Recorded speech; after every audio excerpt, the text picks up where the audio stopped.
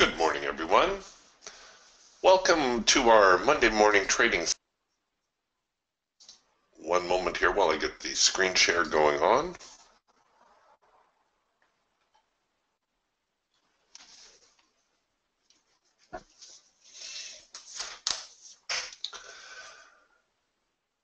I hope everyone had a very nice weekend.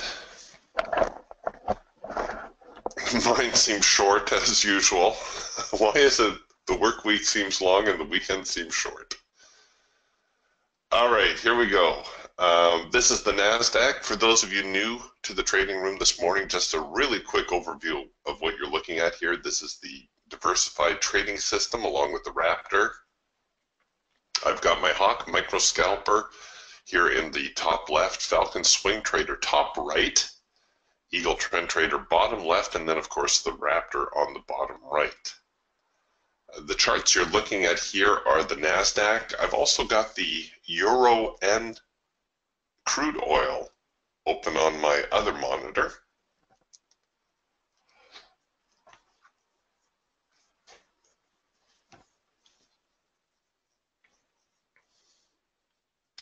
And you can see that Friday session, very strong day.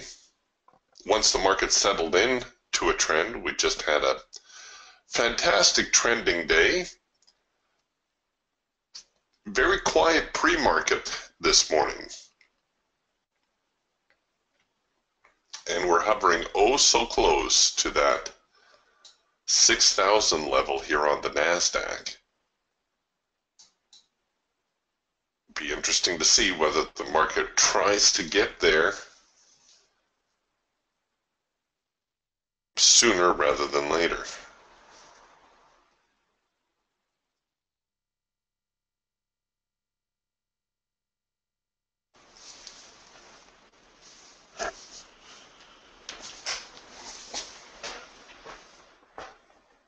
Okay, so here's an early signal. We've got the market's just opened up. We're only like 2 or 3 minutes into the session. Myself personally, I'm always a little reluctant to jump on a trade right out of the gate.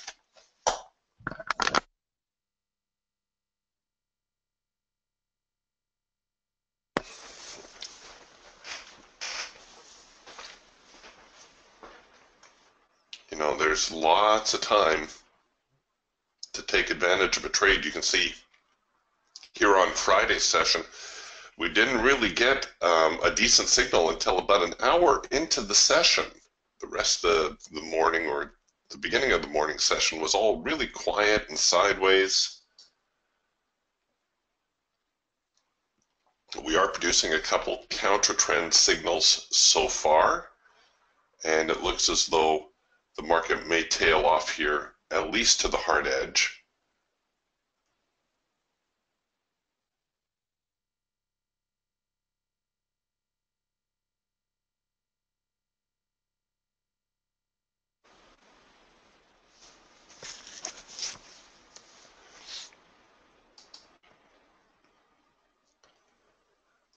We do have the first micro-macro cross as well, and a trend change signal here in the Falcon. So everything, well, everything but the Eagle. The Eagle is still bullish. Everything else is getting a slight bearish flavor to it.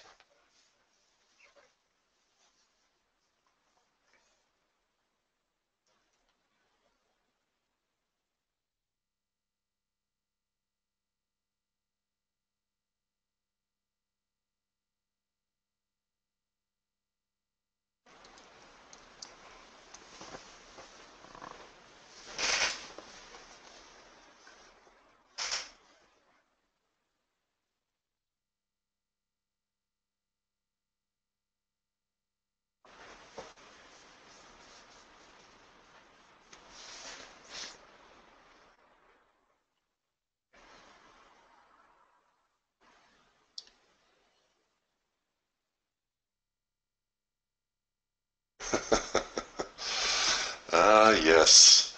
Summer in central Alberta. Aspen says we were at the lake, got bitten by lots of mosquitoes.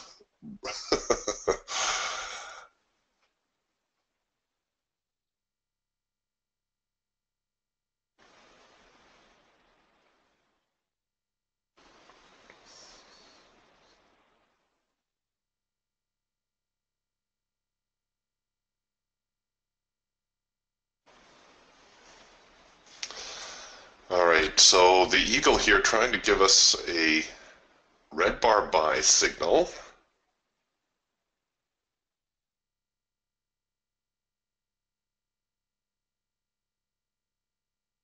And we do have a chance at a second push entry here. Technically, for those of you following the first in sync eagle signal, well, this is it right here today.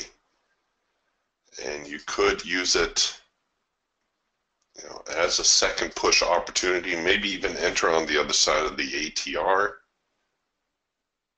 The difficulty I'm having with this one is where to cover the trade.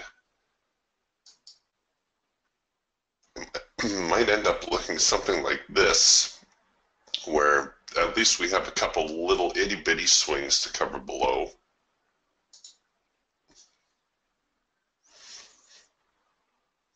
You can see trend mode winding down, scalp mode hot on the heels. So what time is it? Oh, we're about 6-7 minutes into the day.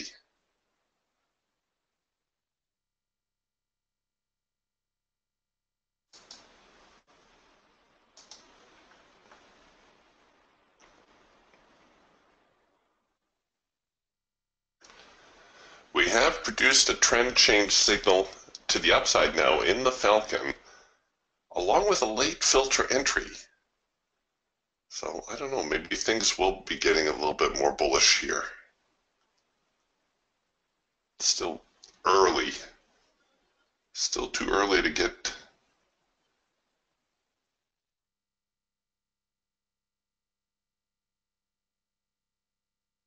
too committed.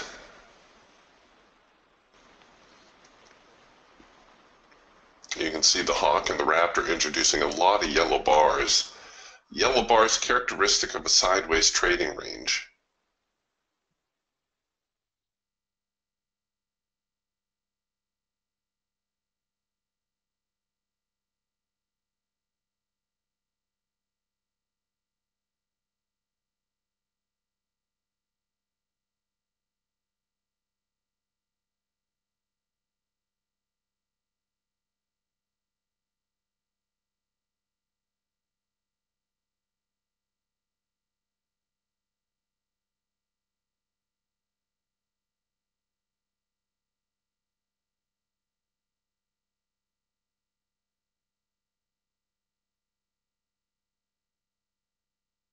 All right, here they come. You can see here on the Raptor, we've also produced a cloud crossover. Now, this is a little bit of a sloppy cloud crossover, but it is still a cloud crossover because the soft edge dipped and now everything is in sync again. That's why the Raptor is giving you that cloud crossover signal. Again, we have an opportunity for a second push on this one if you wanted to try to get on board here. So there's a couple of opportunities to buy long.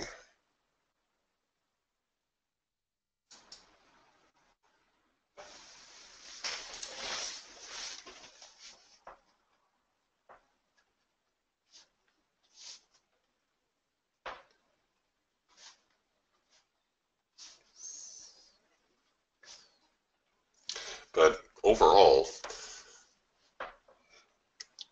the market still seems to be drifting to me.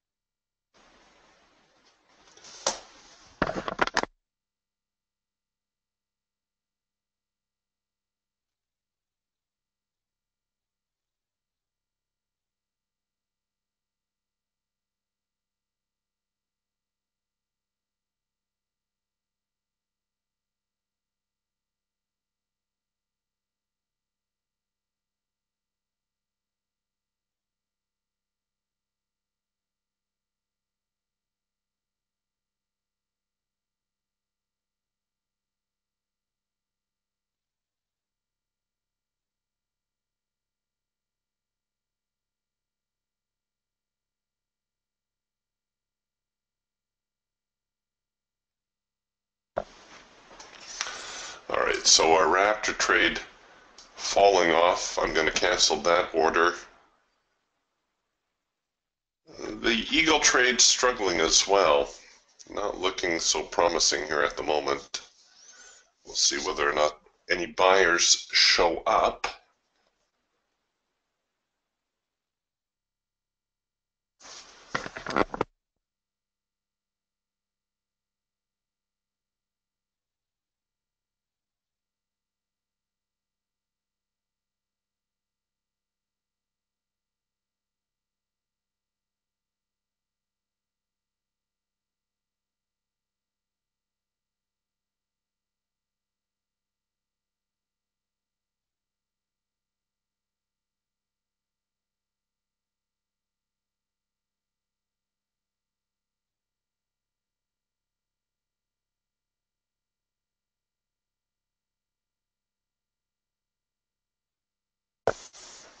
Aspen said, can you show me your crude oil chart? Here you go, Aspen.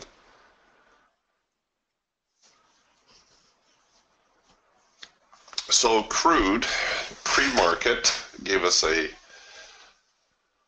cloud crossover signal, which was hot on the heels of a counter trend signal. So that kind of confirms, one confirms the other, I suppose.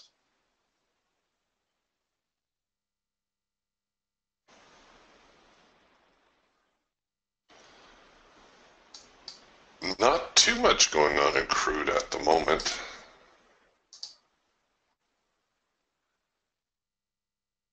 All right, and this not looking very good either. So I think I'm going to bring my stops up a little bit below this last swing low.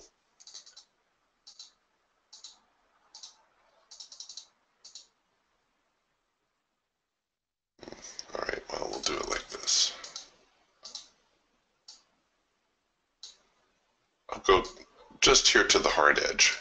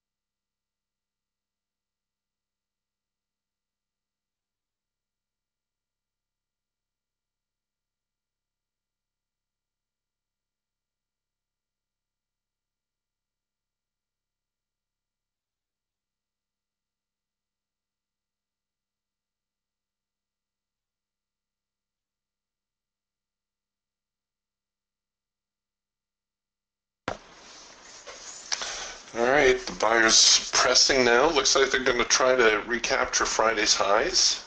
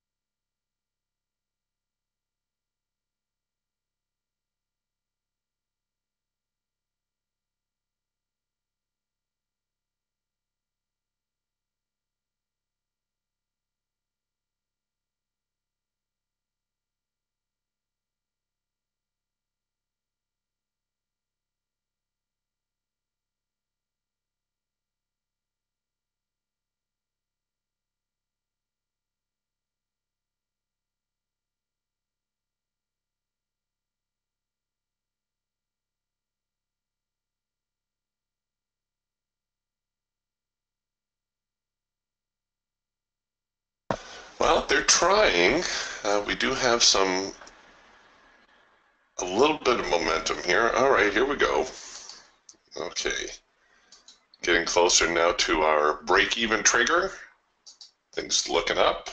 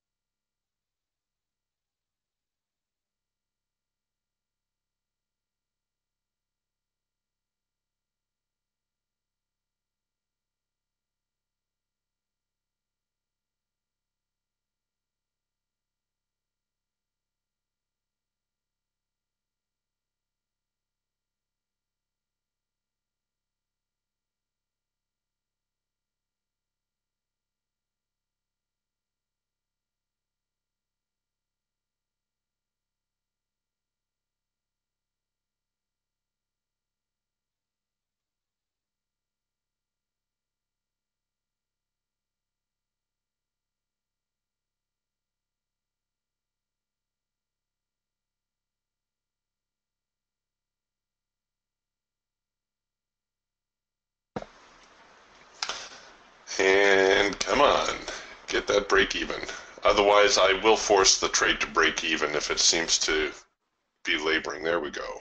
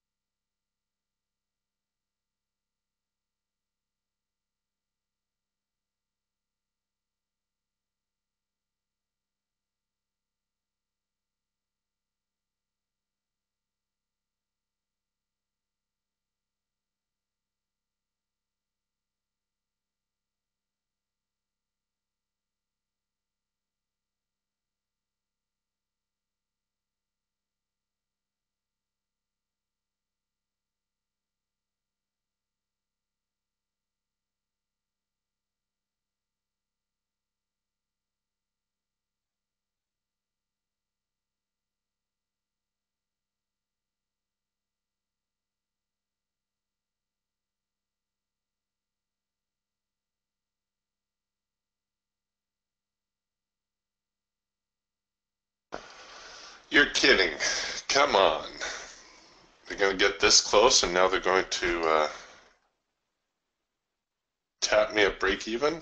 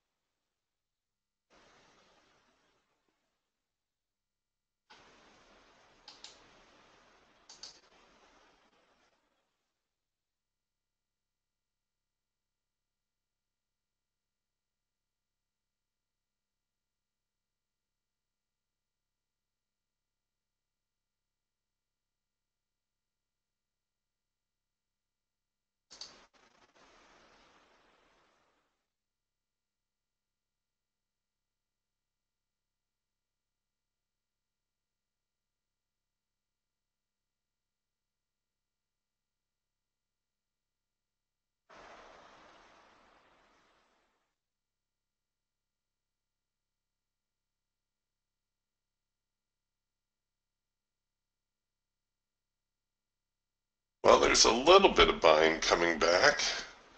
Hopefully it'll be enough. Come on.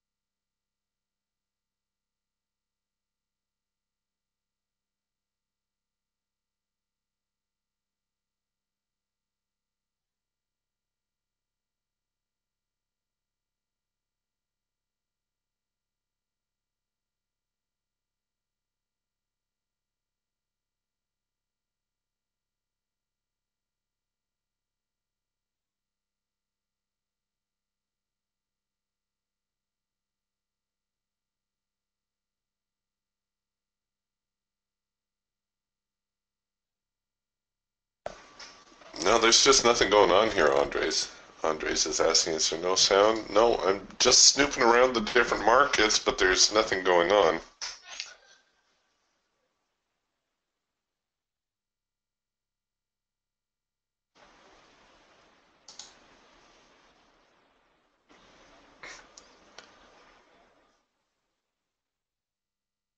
Yeah, like Tony says, so far, very narrow opening range.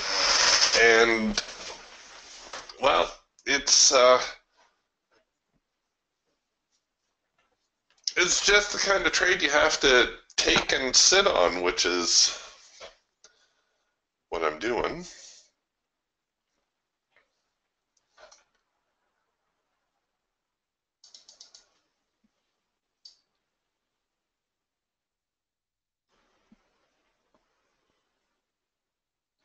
John's asking, how can you distinguish between a pullback and a reversal in progress? Well, here we'll look here on the Raptor. All reversals begin as a pullback. So all reversals will have this part right here. You won't know it's a reversal until the test of the extreme and the failure. So knowing this, your entry becomes a matter of logistics. For instance, we're producing like a number 1 signal here. We've got a number 3 signal here on your Raptor. So now you look at your trade and you say, all right, if I take that signal, can I still profit before we test the extreme? Is there enough room in there that I can do something with this trade, maybe hit my profit objective, or at the very least adjust my stops, get it to a break-even type situation before the market may encounter resistance? Because if we are in a sideways trading range, then, as I mentioned before, the buying kind of occurs in this bottom third or bottom quarter. The top third is where the sellers are. If I buy in here, can I do something with my trade before all those sellers get busy? And, you know, if you think yes, then go ahead, take the trade. Regardless, though, you know, that's why we use the risk percent mode. So even if the trade does not work out, we still haven't lost more than we can afford. And if you're not comfortable with this amount right here, then you need to make an adjustment here.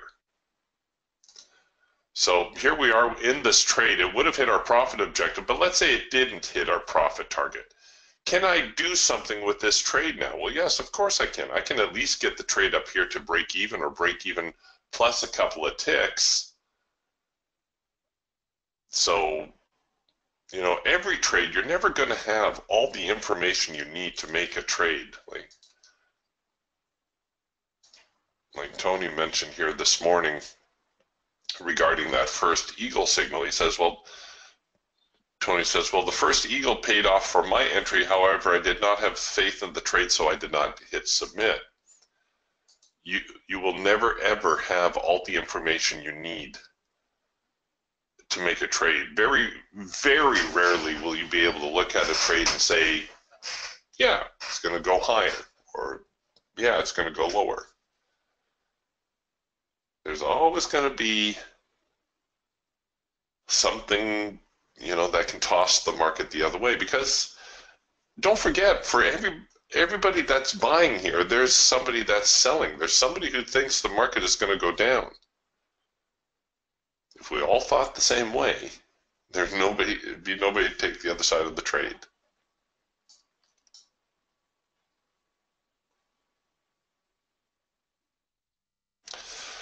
But I think, John, you know, at the end of the day, like I said, it kind of boils down to the logistics as well. I try to focus on taking high probability signals, but I also look at like the eagle trade here. Okay, it's the first in sync signal. Can I do something with this trade as it gets higher? You know, I mentioned as it was getting toward the break-even trigger, if it did not hit the auto break-even, I would force the trade to break even because it's high enough in here now that I may as well, if not just take some profit. And you know, there's probably $100 sitting there. Yeah, there you go. So there's $100 sitting on the table, or I can try to hang on and be satisfied with a break-even stop out if it comes to that.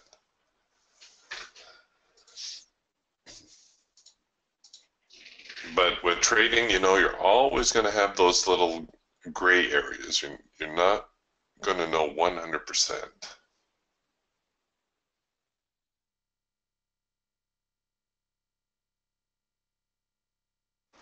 That's what makes things interesting, right?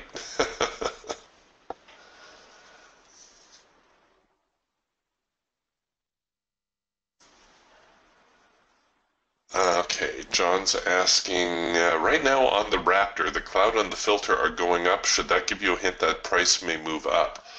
Yes. I always try to trade in sync with the Raptor cloud, the exception, of course, being the counter trend signal.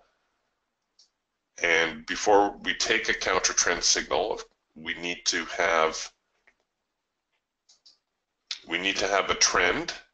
Right? You can't have a counter trend if you don't first have a trend. I like to see the cloud rather wide because this indicates that the market is overbought or oversold if we're a downtrend. But we also need that telltale test of the extreme. Right? Without that test of the extreme, the counter trend is not likely to follow through.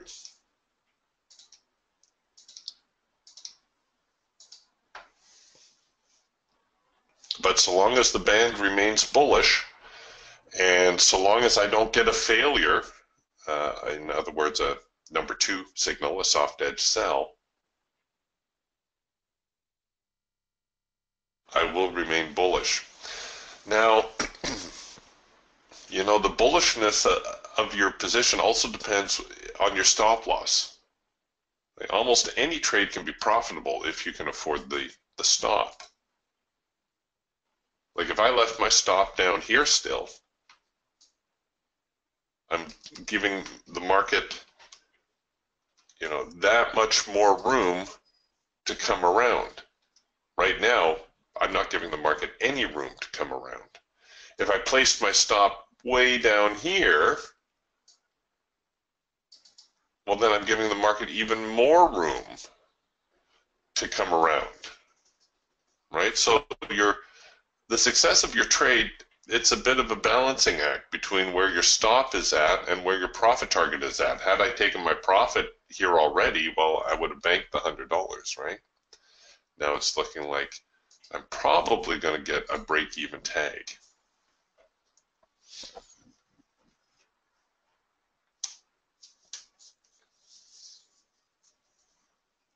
Yeah, I know Tony says, for the record, my first Eagle target is only 20 ticks with a runner. And that's okay. You know, closer profit targets give you greater probabilities of success. You know, at the end of the day, folks, it's your money, right? You don't blame me and don't thank me.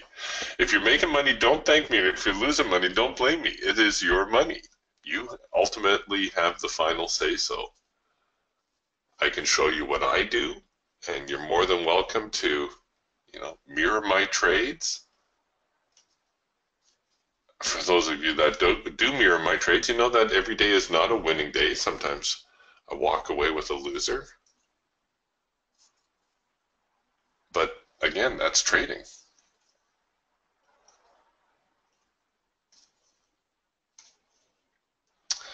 All right, so we're still kind of stuck here a little bit sideways. They tried the top end. It looks like we're getting a little bit of a reaction now to the highs. This may well result in a counter trend signal.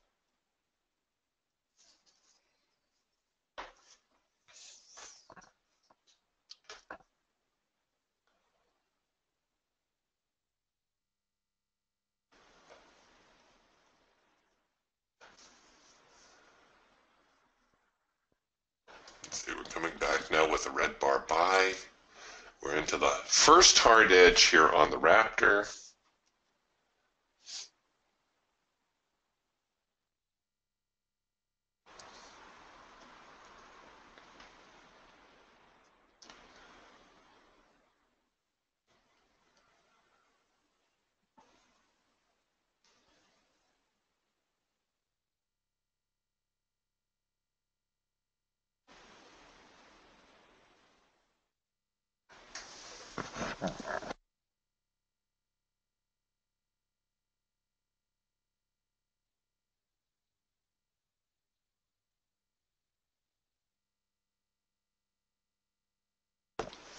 Yeah, here I like Aspen's comment. Aspen says he adjusts his profit targets and stops relative to the trade forecaster. When it's in swing or scalp forecast, he says I trail tight stops, 3 to 3 or even 2 to 2, and I think what Aspen is referring to there is the bar high low strategy, which will keep your stops nice and cozy. All right, here's the red bar buy. I went into yellow bars. I don't need to worry about it. Well, now I got a 4-arrow consolidation, so I guess I'm still on the hook for it. Do I want to take 2 contracts on that, though? I don't think so. Oh, they slipped me a tick, you stinkers. All right, and maybe, no, I'll take the profit when I have it. This is a scalp trade after all.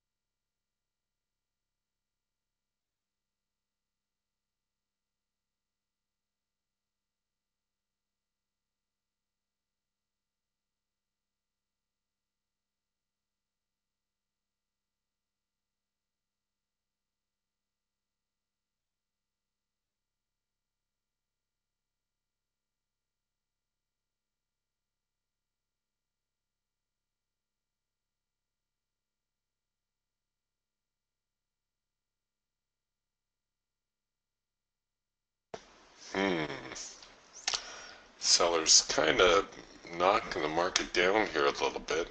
Haven't really seen an uptick, and my Geiger counter keeps pulling here to the sell side, not what I'm wanting to see.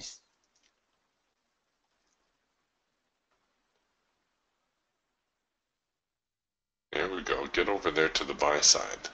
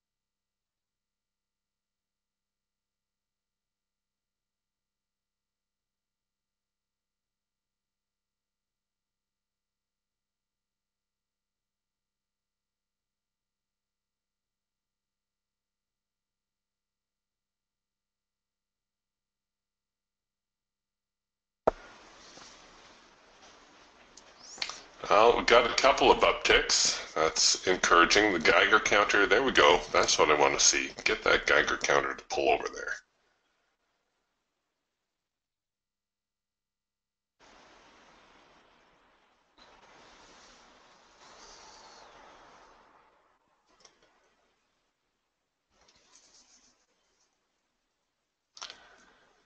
If we can get back above the high of this itty bitty little swing bar, so 58.85, once we clear that, we should be in pretty good shape to reach our profit objective.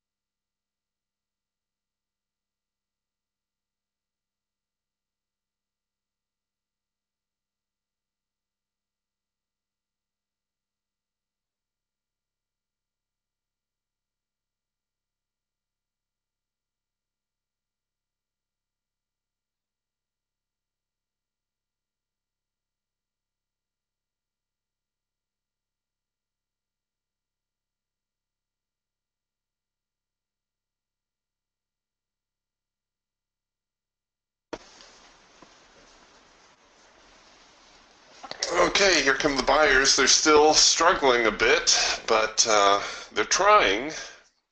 The Raptor may end up producing a number 3 signal. That's our hard edge bounce.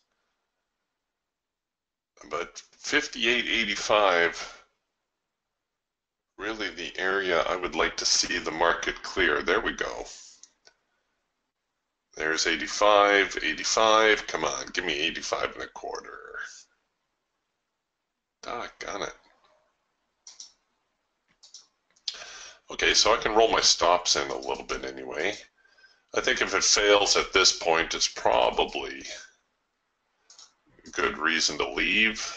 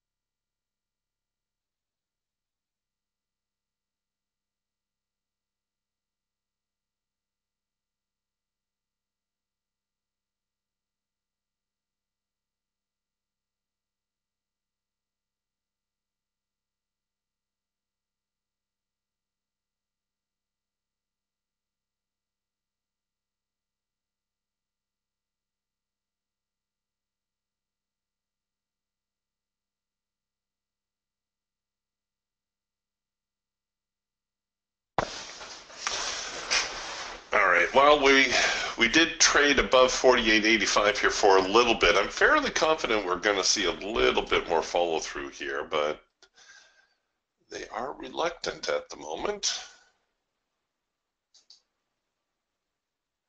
There we go.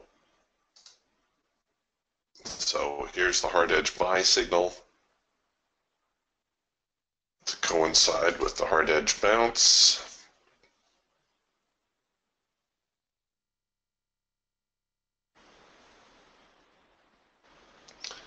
It is a valid signal. I probably would try to cover it below the low of the day, you know that?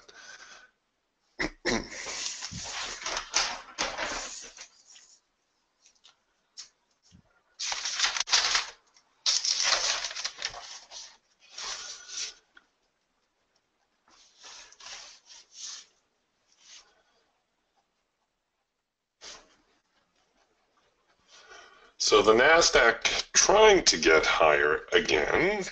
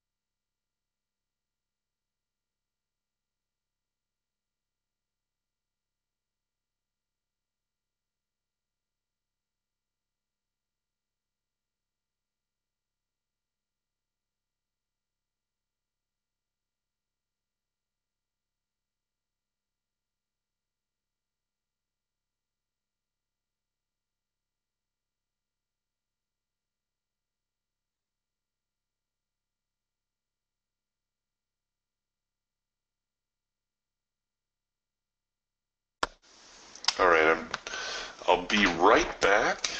And I see there's a couple more questions here, which I will get to in just a moment. I'll be back in a couple of minutes.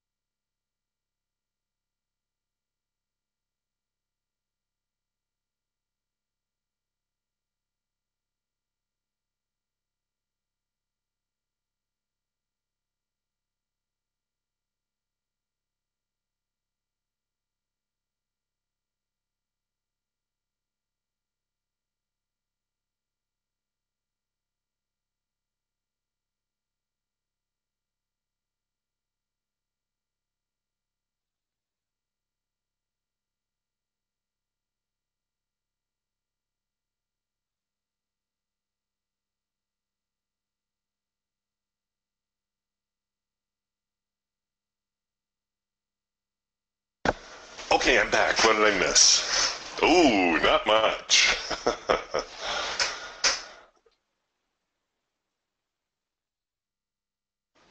Ah, interesting observation here from Mr. Buckaloo. Mr. Buckaloo says, Eric, I noticed that your support and resistance lines are excellent, and I've noticed that when I expand the chart to a couple of days, they will often cluster around a number, which is particularly powerful. And, that should intuitively make sense. The market is going to be sensitive to certain numbers. Might be easier to show here on the eagle.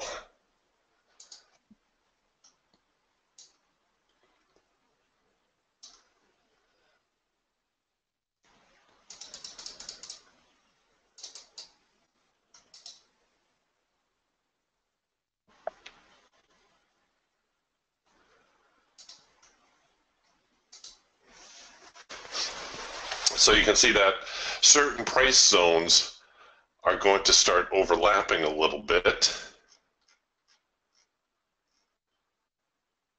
coinciding.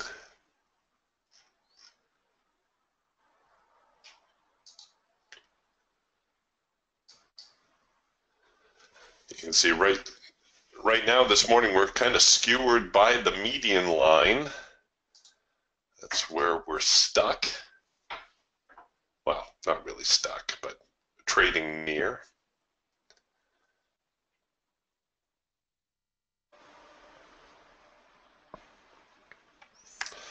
If I can see the market get closer here toward the high of the morning, I'll be more inclined to bring my stops up at least to this last little swing low, maybe even to break even.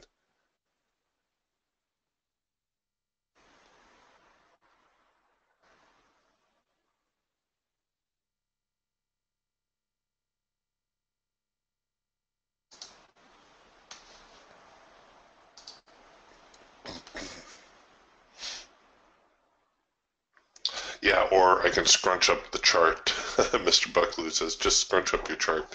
Yeah, that's another way to get the lines to overlap or show you where the strong prices are.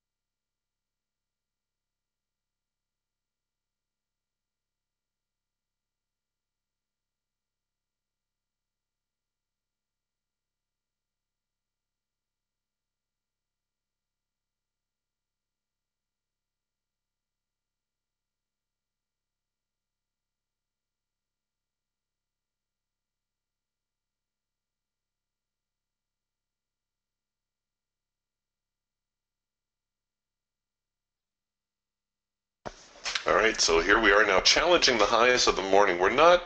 Haven't hit the break-even trigger yet, but I am going to force the trade to break even. Ideally, the stop should go right here. We just don't seem to have a lot of momentum this morning.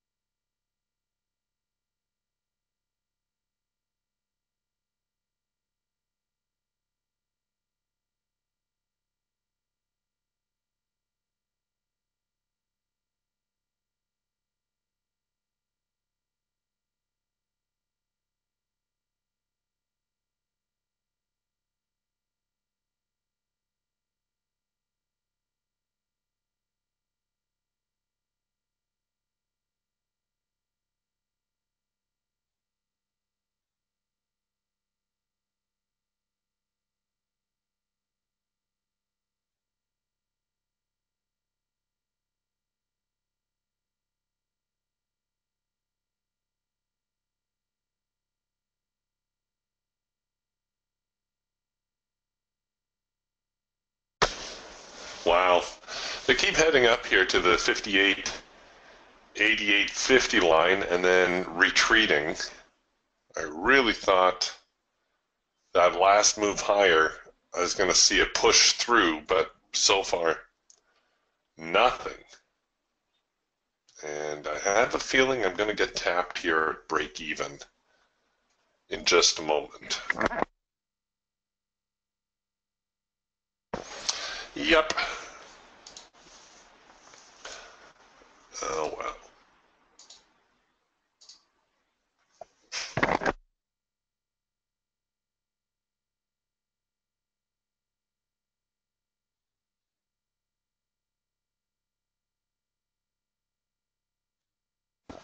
It's not a losing trade, but of course you can't make any money on those break-even trades either.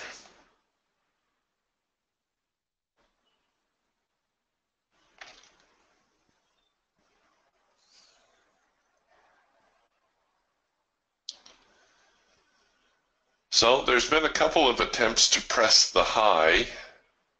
I wonder whether or not we're going to see the market try to check out the bottom end of the trading range next.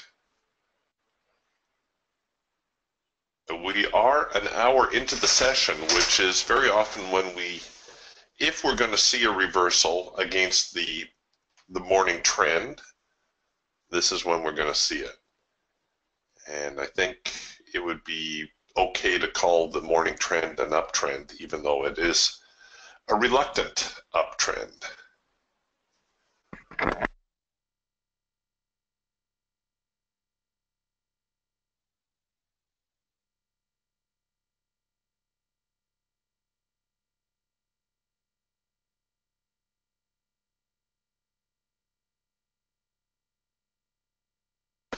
So what I'm on the lookout for now is well, we are seeing the test of the extreme.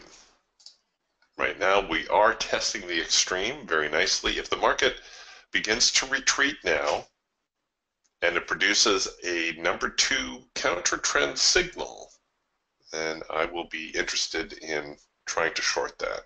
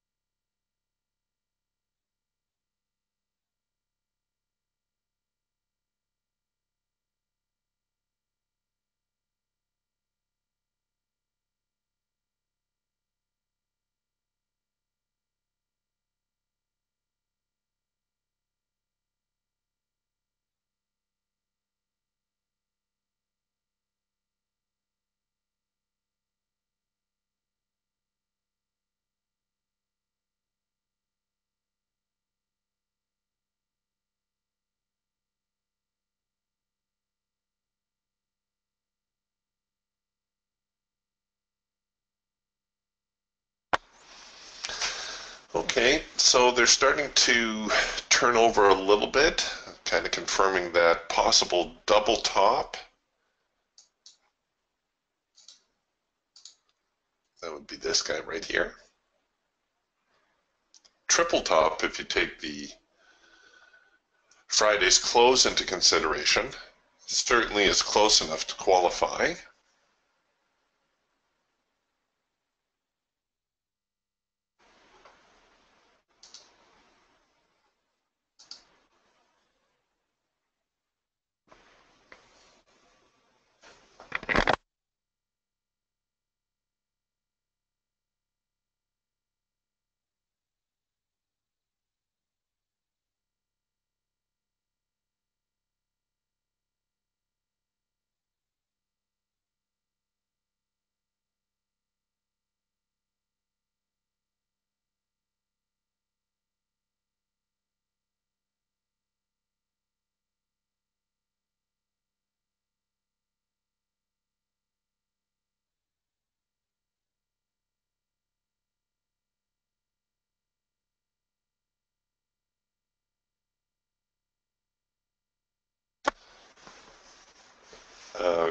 Good question here, Tony. Tony says, my daily NASDAQ chart shows no sign of weakening.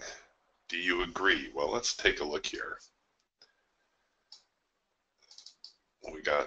Don't have much going on, so let's take a look here.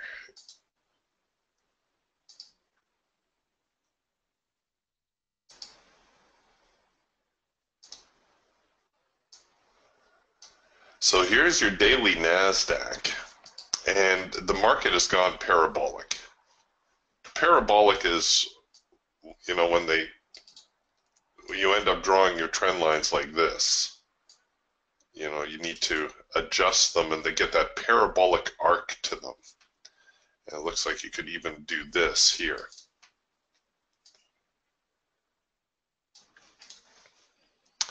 So there's no question the NASDAQ is in an uptrend. Here is the part that concerns me a little bit though.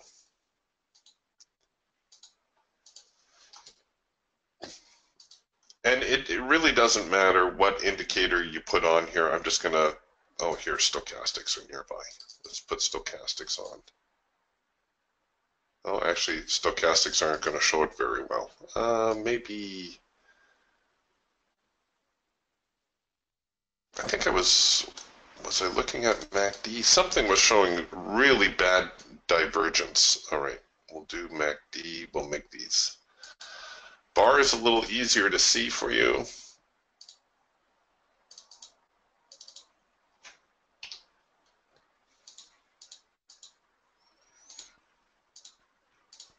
Okay. So most of you, I'm sure, have heard of divergence in a market. That's when price does one thing, but the indicator does the other. Almost any oscillating type indicator you're looking at is going to have divergence in it. So we've got prices that are going up, and we have an indicator that's going down. That's concern number one. Now, I don't put a lot of stock in this. Like, it really doesn't matter what you're looking at here. At the end of the day, it's really the price activity that's going to be the most important. But to that end, here's my other concern, is the NASDAQ is starting to break out of this trading range. Now, a lot of you would think, oh, that's good. That means the market is stronger still, right? It's accelerating even faster. Well, yes and no. When a market starts to emerge out of a trading range like this to the top side, it's actually a sign of weakness. You'll see that happen time and again. Like if we look at, let's see, what chart can I pull up here?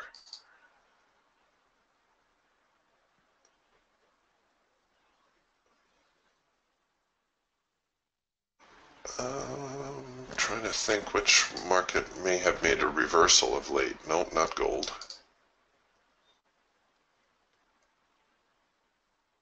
Let's take a look at soybeans. No, not soybeans either. But when you get a market that kind of breaches in this case, it would be the bottom end of the trading range.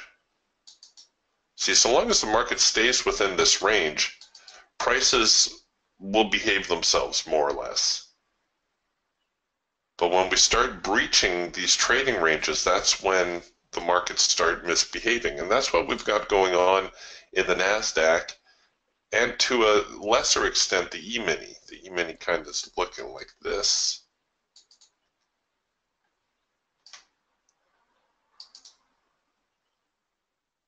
And it just makes me wonder how well that will sustain it. Now, Tony, you're absolutely right. The market is in an uptrend. And to that end, you should just keep buying.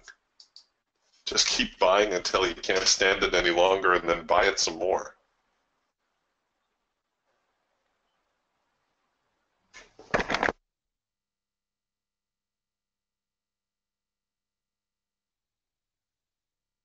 That was a lesson I learned a long time ago where I was looking at a market and I kept thinking the market, I forget, had to head higher or lower, whatever the case was. And this fellow just came and put a trend line on the chart and he says, nope, it's going to keep going whatever direction it's going. And of course he was right and I was wrong, and that kind of made a deep impression on me. Gary says, hello Eric. Well, hi Gary.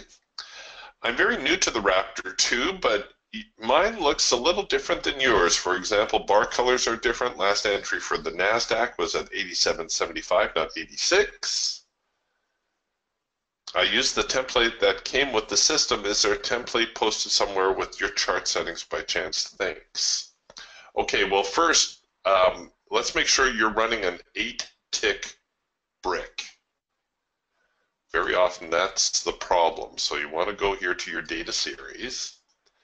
And the default brick size for 99% of the markets we follow will be 8 ticks. The NinjaTrader default size is only 5 ticks, so that might cause a problem. The only other change I've made, Gary, is if here you go to your indicator window and you find your Raptor, and you pull down about halfway, you're going to get into these signal parameters. The extreme retest sensitivity, by default, it is set at 1.01. I've dialed mine up to 1.25 to make it a little less sensitive. So it's going, in other words, it's going to give me a few more signals.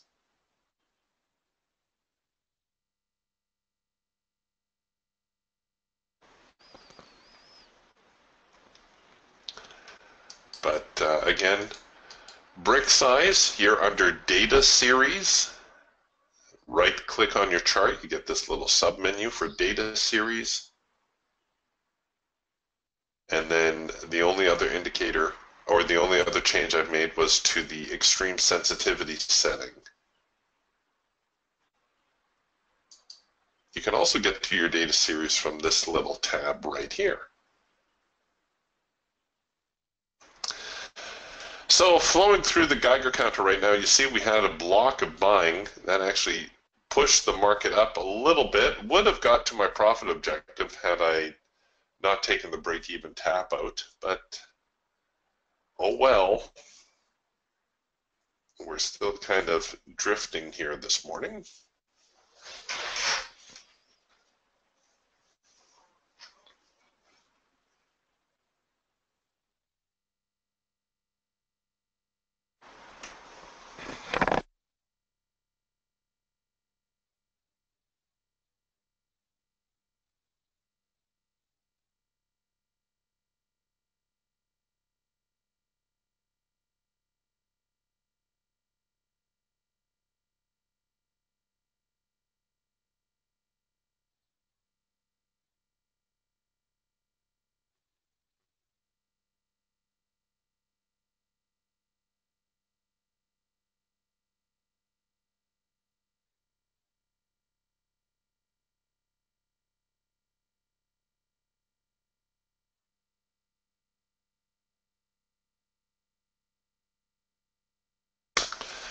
Pretty slow for a Monday,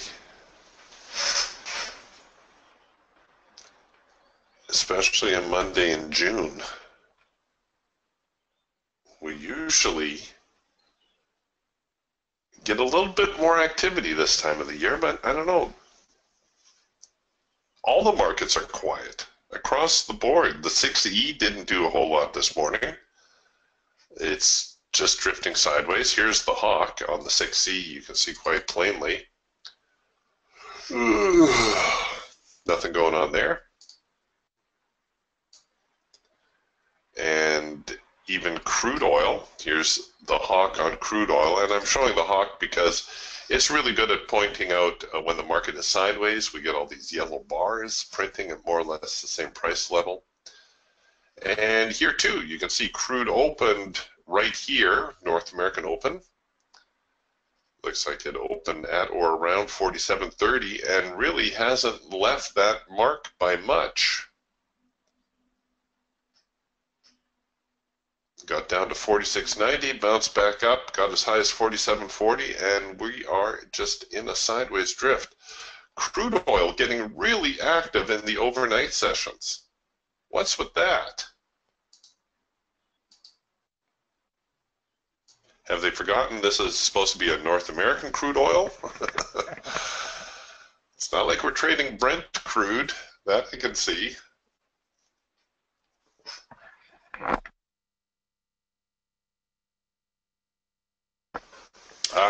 Well, there you go. Thanks, Chris. Chris says it's a public holiday in Germany today. That could account for the lackluster euro.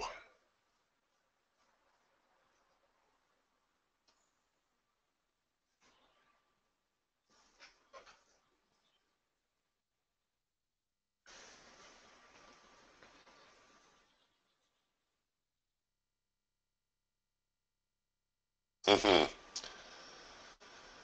Yes, Andre says that's when crude oil has to be traded in the overnight. It does seem to be more active in the overnight. It always used to be the first couple hours of the trading day was when you wanted to be on top of crude. But honestly, right now, it would be worth staying up to follow crude because it really is more active in the overnight sessions.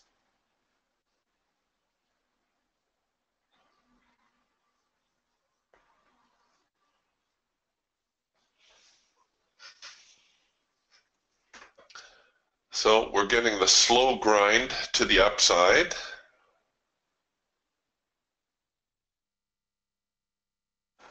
A lot of overlap, though. You know, you'll notice, well, here I'll show you on the Raptor. The session opened down here, a little bit of a run up, but look at this for the last hour. We've just been trading sideways. If you were looking at like a 5 or 15-minute chart, you would have a lot of overlapping bars here.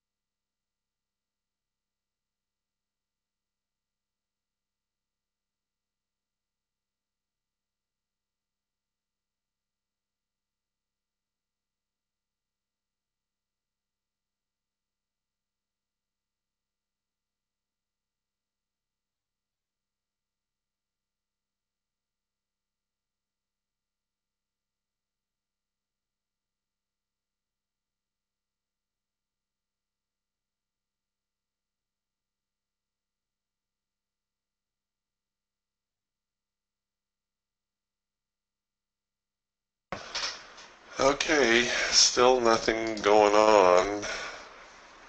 Well, I guess a first micro macro cross here in the Hawk.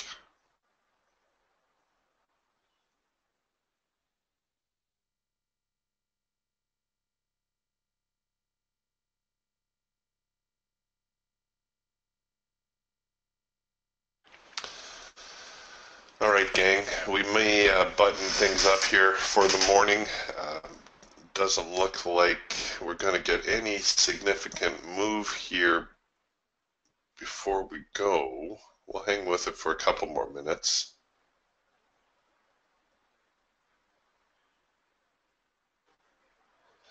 What I would like to see is I would like to see a test of the hard edge because the market has seemed reluctant to head higher.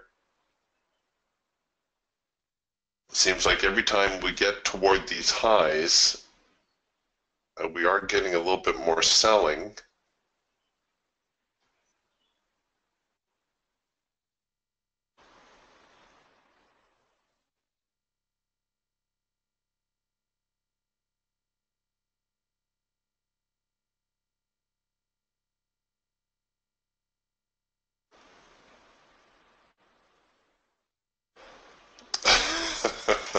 Tony says crude oil isn't fun to trade anymore. Um, when was it ever fun to trade? Crude oil. I think half my gray hair is from trading crude oil.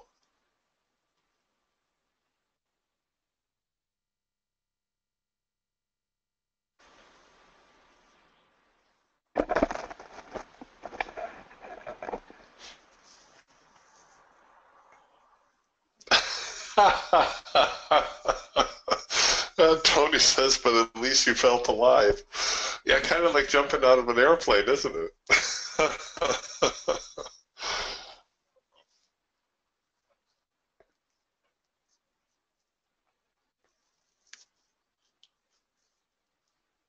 Yes, Andres says it's Pentecost Monday. That's the holiday in Europe today.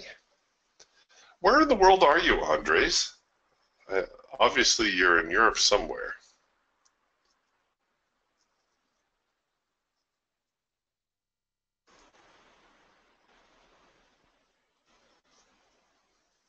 Oh, Luxembourg. How nice.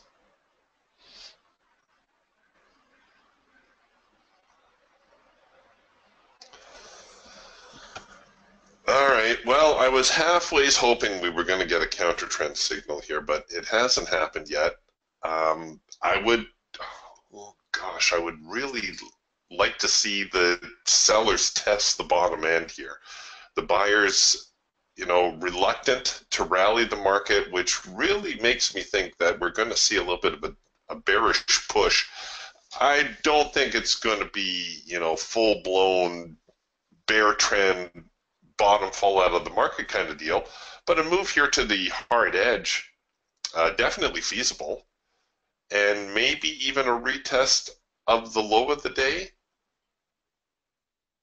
But I would not get overly aggressive to the short side. Not yet, because as we've seen, the market's still very, very much in an uptrend. All right, boys and girls, we're going to button up shop then, and we'll try this all again tomorrow. Hopefully things loosening up a little bit. Maybe we'll get a little bit more volatility come into the market and get a couple more tradable trades. But be careful out there. The market is acting a little bit peculiar. We'll talk to you tomorrow. Bye for now.